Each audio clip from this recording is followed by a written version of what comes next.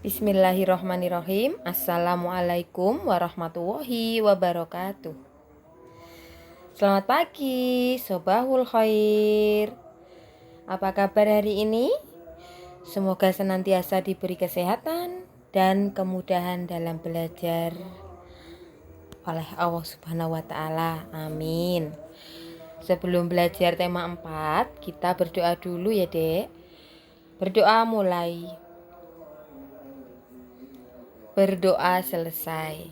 Ya, kita belajar bersama tema 4, hidup bersih dan sehat. Subtema 1, hidup bersih dan sehat di rumah. Pembelajaran 3 dan 4. Muatan bahasa Indonesia. Menuliskan informasi yang diperoleh dari hasil pengamatan. Dari hasil mengamati sebuah gambar, kita akan memperoleh informasi penting. Jika informasi hasil pengamatan telah diperoleh, kita dapat melaporkan hasil pengamatan tersebut. Hasil pengamatan dapat disajikan secara lisan atau tertulis. Kita dapat membuat laporan yang menjelaskan isi gambar dengan membuat pertanyaan. Nah, pertanyaan apa saja yang biasanya muncul? Berikut contoh isi pertanyaan untuk menjelaskan isi gambar. Yang pertama, jika melihat gambar, kita akan timbul pertanyaan seperti ini. Apa yang terjadi pada gambar? Gambar itu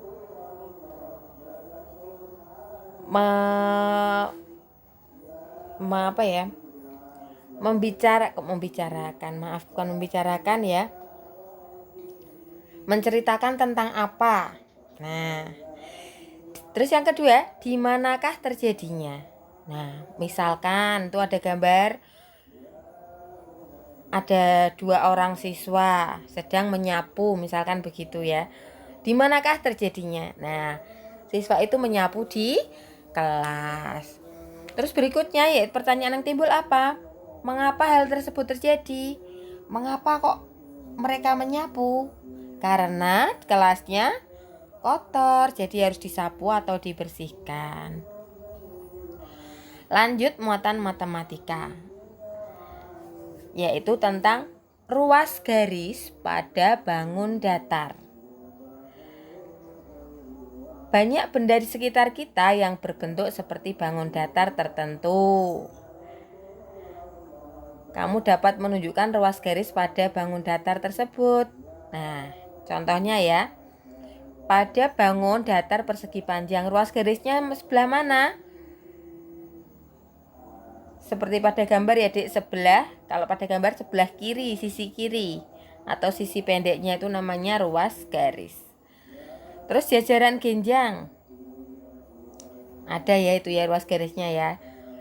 Dilihat pada gambar, sudah jelas di sisi garis itu namanya ruas garis. Terus yang berikutnya yaitu layang-layang. Nah, ruas garisnya ada tersebut di situ ya, dilihat pada gambar ya. Trapesium. Trapesium juga ada ruas garisnya.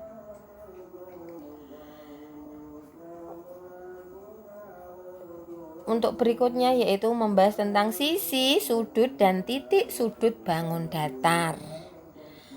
Permukaan benda banyak yang berbentuk bangun datar tertentu. Misalnya, permukaan meja berbentuk persegi panjang. Persegi panjang dibatasi 4 ruas garis.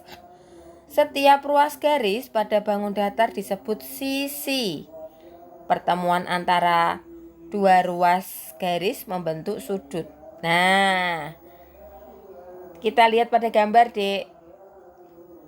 Gambar yang pertama yaitu persegi. Titik sudutnya adalah titik sudut itu pertemuan antara ruas garis dan ruas garis satunya. Atau pojok-pojoknya itu dinamakan titik sudut. Kalau sudut sebelah mana, Dek? Sebelah di atasnya titik sudut ya. Atau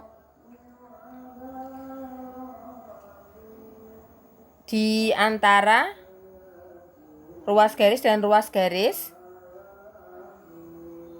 membentuk titik sudut lah. Terus titik sudutnya itu Ada apa itu namanya?